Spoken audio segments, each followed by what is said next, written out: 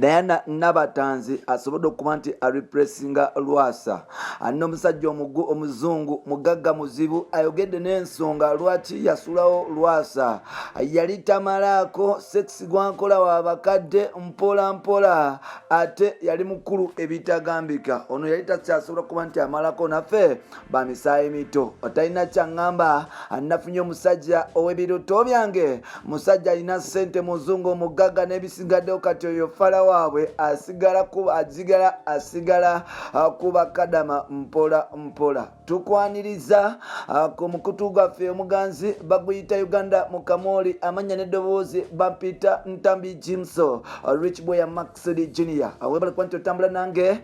webale kuba nti onjagala, webale kuba nti onvimbisa, webale kuba nti ombeereramu, webale kuba nti eva obeera ku ludda lwange mwana wa maama nzaani yoga. Webale kuba nti otambula n'owakabi kuba nawe oli wakabi. Ensonga ffenna tuli bakabi tukivimbemu paka muna Uganda yonna gy'oli. Oba oli Bulaaya, oba oli waka, oba oli Gulu, oba oli Mbalala, oba oli Masaka, oba oli Kampala, oba oli mu America, oba oli London, oba oli Saudi Arabia, oba oli Egypt, oba oli Dubai, oba oli South Africa, oba oli Kenya, oba oli Rwanda, oba oli TZ, yonna gy'osinzidde okubeera ng'ompuliriza. Mwana wa maama nkwagala nnyo era nga buli kimu Mukama Katonda oyo asinga okuba nti alaba akumpeera ekyosinga okuba nti oyagala. Olunaku lwaleero munzikirize baganda bange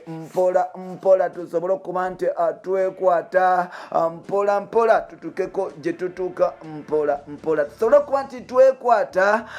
yes tubeereko ne gye tutuuka mpola. Diana Nabatanzi avuddeyo olunaku lwaleero natulaga omusajja muzungu ddala nga muwadde n'ekimuli alina ebigambo byawerekezaako ku kimuli ekyo. Oba oliawo n'atubulira ensonga lwaki yasobola okuba nti adduka ku Lwasa. Jjukira omukyala amanyikiddwa nga Justin Namere yavaayo n'awa abawala abato amagezi mpola ku basajja oba oliawo abagenda babuzabuza. Justin Namere munnamawulire nga Diana Nabatanzi kati nno kansooke nsobole okuba nti ndikuviira ku ntono then tusobole okuba nti tukivimbamu tutuuke gye tutuuka alwo nno tusobole okuba nti tweyagala mpola omukutu guli gumu gwa Uganda mu Kamoli bapita Jimso Ntambi oba Ntambi Jimso. Tugenda mu maaso n'okuba nti twetuusako mpola. Now eyise wiki namba mpola bukyanga Lwasa asala okuba nti atambula ava mu bulamu bwa musajja mukulu bwa mukyala mukulu amanyikiddwa nga Diana Nabatanzi era nga yasobola okuba nti atambula okuva mu bulamu bwe ng'amaze okuba nti ayanjulwa omukyala amanyikiddwa nga Angel walisaidize Nakasongola mpola bagenda mu maaso n'okuba nti bamwanjula era nga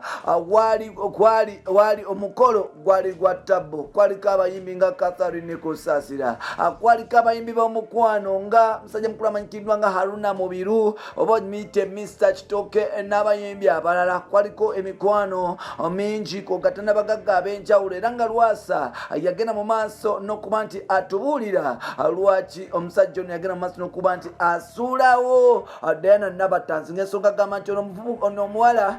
talina mpisa nti empisa ze zaali zibula musonga ate yali amuwa buli kimu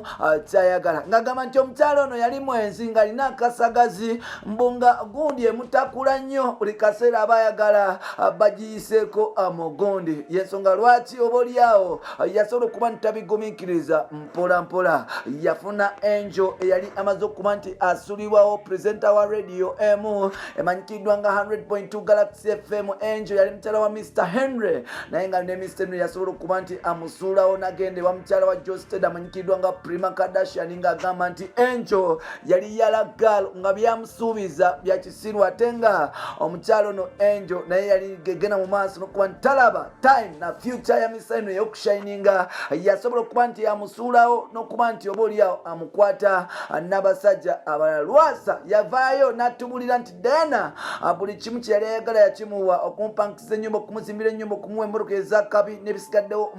mpola yagenda mu maaso n'okuba nti abimukolera wabula Diana yagenda mu maaso n'okuba nti amujoga n'okumuyisaamu akengeke n'okusigala okuba nti amupimapima ku minzaani asobole okulaba oba awera oba atawera. Bino no byagenda mu maaso n'okuba nti binyiiza legendary Lwasa oba Emmanuel Lwasa omugagga w'e Masaka kwe kusala okuba nti amusuulawo afuna enjo. Lubadde olunaku lwaleero nga Diana Nabatanzi asobodde okuba nti asirika olunaku lwaleero avuddeyo n'atulaga omusajja we omupya anateekako ebigambo bino wamanga. Lwasa musajja muwa nnyo ekitiibwa era nga ebbanga lyonna lye twali naye yali musajja mulungi, yasobola okumpa ssente zonna ze nali njagala naye ng'ate omutima gwange gwali teguli contented na musajja ono. Omusajja ono alina n'ebirwadde kirabika ebyekikadde kubanga omusajja ono agenda mu maaso n'okuba nti yeefuula Martin Luyima nti ennaku zino kino kyekigambo ekituufu kyerina okuba nti nkozesa Mr. Martin Luyima oba Mr. Martin Lwasa Luyima mbu ono Lwasa legendary Lwasa ye Mr. Luyima nti tasobola kubeerawo ng'empiso ye teyimiridde ate empiso buli lweyimirira aba ayagala kufumita balwadde nti omusajja ono alina ebirwadde birala era nga Diana Nabatanzi agamba nti nze nalinga ewa Lwasa eyo ng'oba oliawo nfuna kale ampako ebintu ebitonotono naye ng'ate byabagamba mbu alina ssente mbu yalaboyi mbu yesudiyamu bwesudiya alina busente busobola kugula nva munyu n'ebisigaddewo naye ng'amagya tagalina mpola. Era Diana avudde n'agamba nti nze ku beauty ne experience obulungi bwange ku bwendina experience gye ndina n'erinnya sisobola kuvaayo kwagala namukadde amanyikiddwa nga legendary Lwasa mpola era ng'omupiira gwagenze mu maaso n'okuba nti guva Lwasa mu ngalo. Mukyala bamututte mpola era nga omukyala ono yasobodde okuba nti afuna omusajja alina ku ssente bagenda Bulaaya gye babeera basiiba Dubai n'ebyokola babivaako mpola bagenda wano bakyakala wali obulamu bagenda mu maaso n'okuba nti babutambuza mpola. Diana bw'atyo yafunye omusajja ow'ebiroto bye era ng'agamba nti kama nimbaya mpola ngenda kuba nti ntambula nono omwami Lwasa asooke alyoka abesobola okuba nti akitegeera nti ebyo byesudiyasudya nti alina ssente zalina si ssente wabula busente obutasobola nakuba nti bubeezawo mu nvubuka mpola. Wano nno omukyala mukulu amanyikiddwa nga Justin Namare nga naye akola ku TV emaaso mawulire yavudde n'agamba nti abawala abato mugenda mu maaso n'okuba nti muganza abasajja abakadde olw'obusente ne bu small tokens bwe babawa naye ng'ate ekyo si kirungi nti abasajja bogendako olwa ssente n'okuba nti bagulidde akamotoka n'okuba nti bakupankisiza obuyumba mbu tekisobola kuba nti kikufuula kyakabi wabula ate okugenda mu mukwano n'oyo omuntu assessment wo nga musobola okukwatagana n'okuba nti mwezimba mpola kyekisinga obukulu. Justin Namala avudde n'agamba nti nsekerera nnyo abawala ennaku zino azunga eri namukuba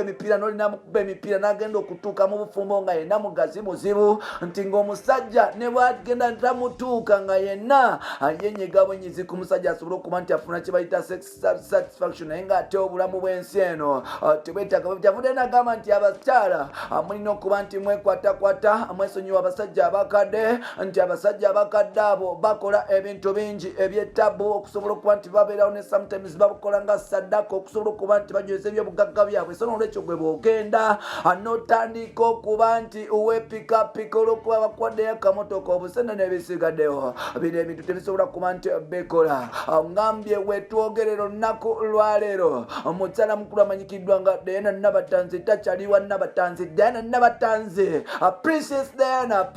Diana mpola yasobodde okuba nti atambulamu n'afuna omusajja omulala era nga getufuna omusajja yamututteko obweru wa ggwanga anyumirwa bulamu agambye nti legendary Lwasa Fala yali tasobola kuba nti amalako nansonga za mukisenga kuba bano abaana bali modernize ennaku zino bakola ebintu ebyetabu mpola kaseksi bagala kufuna kakizungu sikekali ak'abaana b'e Masaka ke bakula nako mpola bampita Ntambi Jimso Rich Boy Maxudi Junior webale kuba nti otambula naffe webale kuba nti otwagala subscribe